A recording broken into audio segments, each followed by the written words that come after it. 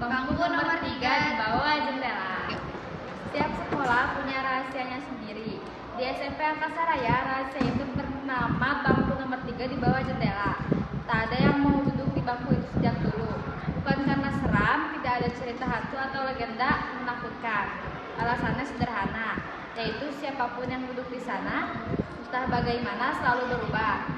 Kadang menjadi lebih pendiam, kadang jadi lebih pemberani, kadang lebih pintar, kadang lebih berani membantah guru. Bangku itu seperti punya kehendaknya sendiri. Hari itu, bangku itu kebagian pemilik baru. Sila, sisi pindahan yang terkenal suka menggambar di balik buku pelajaran. Karena kelas penuh, ia tak punya pilihan selain duduk di bangku aneh itu. Kalau tiba-tiba kamu jadi jenius matematika, jangan kaget, bisik Dani teman sebelahnya. Sila hanya tertawa kecil, ia tidak percaya hal begitu. Hari pertama terasa biasa saja, hingga menjelang akhir pelajaran Sila menyadari sesuatu ketika ia menatap keluar jendela dari bangku itu. Pohon flamboyan di halaman terlihat berbeda. Daun-daunnya bergerak, berarti seperti sedang menulis huruf di udara. Angin seolah membawa pesan-pesan kecil ke mejanya. Sila mengambil pensil, entah kenapa tangannya bergerak sendiri. Ia menggambar garis demi garis, cepat sekali, lebih cepat dari biasanya. Dalam 5 menit, ia menyelesaikan sebuah sketsa taman sekolah dari sudut pandang yang belum pernah ia lihat. Akhirnya begitu hidup sampai Sila sendiri terheran-heran. Aku nggak bisa mengambil gambar sebagus ini. Gumanya, bangku itu tetap diam seolah menatap balik tanpa mata.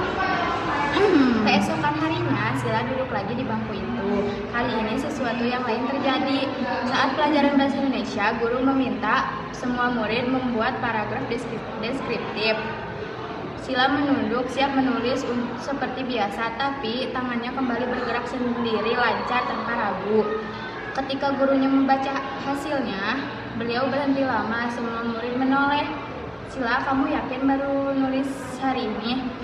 Iya Bu, kamu punya bakat menulis yang luar biasa.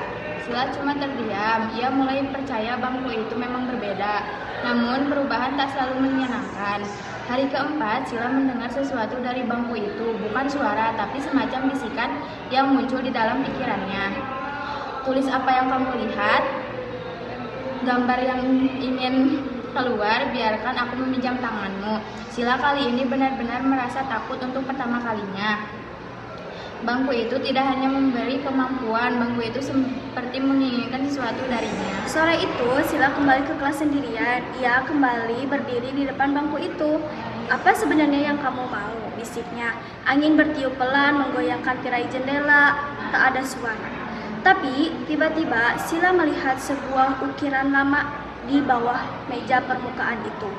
Tersembunyi di antara goresan coretan siswa sebelumnya. Ukiran itu membentuk tulisan kecil. Bakat itu bukan pemberian, tapi pinjaman. Kembalikan dengan karya. Sila memandang bangku itu lekat-lekat.